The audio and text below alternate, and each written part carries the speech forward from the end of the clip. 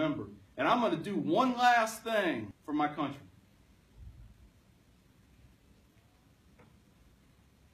I'm going to kill me some more Muslims.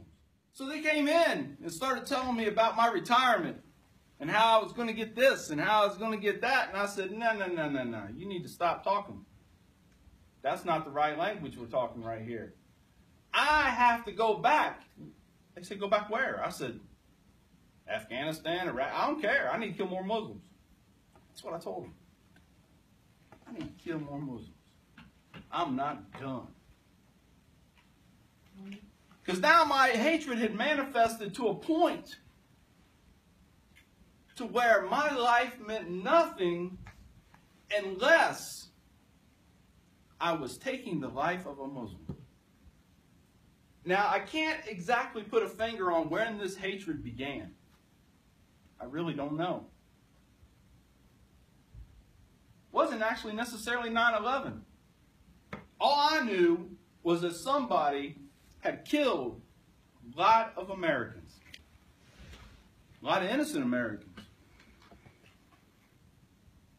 But as I started to get out of the military, because it slowed down for me at the end, I came back. I was given this new job, public relations. Traveled all over the state of Indiana, drinking a half-gallon of vodka every 2 or 3 days. So I said to myself, if this is how I'm going out, then I'm going to go out and I'm going to be remembered. And I'm going to do one last thing for my country.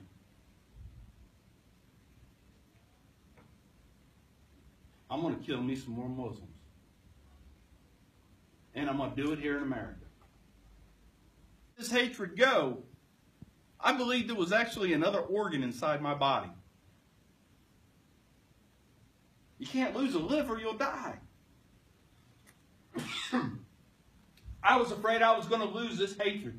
Because if I did, I would die because there would be nothing left for me to exist for. Nothing. I would now be on the face of this earth for absolutely no reason. Except at that point to drink. And waste what little bit of time I had left.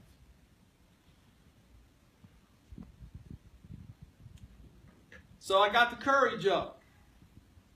I decided, without telling anybody, to actually go to the Islamic Center on a Friday, because I knew everybody would be there on a Friday. And I knew that's when their service was. So I walk in, it was early, because I've always been one that on time is late to me. So I'm early. And I walk in, look in at the wall, staring in front of me, there was a bazillion clocks. I'm like, these guys have trouble telling time? What's up? All these different clocks. And I look over, real tall African-American guy. Bent over, taking off his shoes. There's a little shoe room off to the left there. He looks at me and he smiles. He said, can I help you? So I want to learn about Islam. He said, okay, you got a few minutes? So I got a couple hours. He says, well, good. He said, we're getting ready to have our Juma service. It's our Friday service, our Friday prayer. I said, yeah, I know. He said, well, I'm going to give you some pamphlets. We'll go back here and sit you down on a bench. And, you know, after the service, somebody talk to you. All right. So he hands me these pamphlets. And there are different things, different subjects, all pertaining to Islam. And I'm thinking, oh, my gosh. What a bunch of propaganda this is. Islam's a religion of peace. Psh, whatever.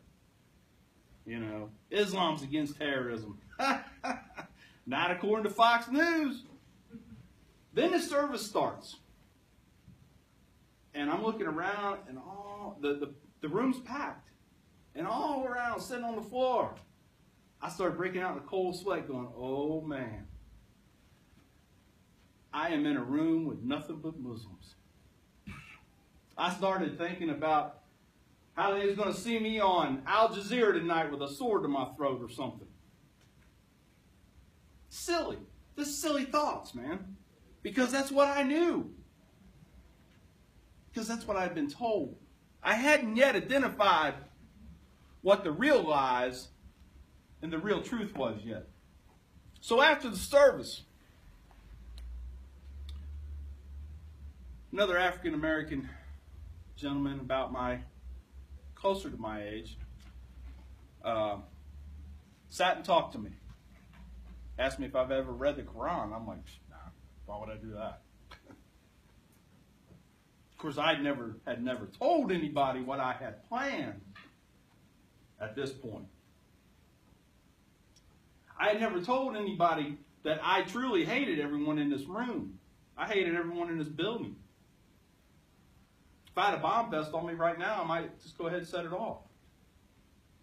Because I didn't care to die. And then another man come in. An older man, who I found out later to be a doctor. And again, I'm sitting on a couch in another room now. And this older man comes down, he sits on the floor at my feet. And hugs my leg and cries. Not knowing that I hated him, but he cried just because he was trying to show me his love for Islam. I thought about it for a minute, and I was like, well, you know what? Maybe there's something to this. Maybe I got the wrong message. Let's investigate. Let's read. Let's ask questions. Let's turn off Fox News and try to come up with what the truth may actually be. So I did. And it wasn't very long after that, very long, that I myself became a Muslim. To this day, I am still so glad that I was at the point of blowing up this building with everybody inside, because it was being at that point that brought me to this point. Life is the test.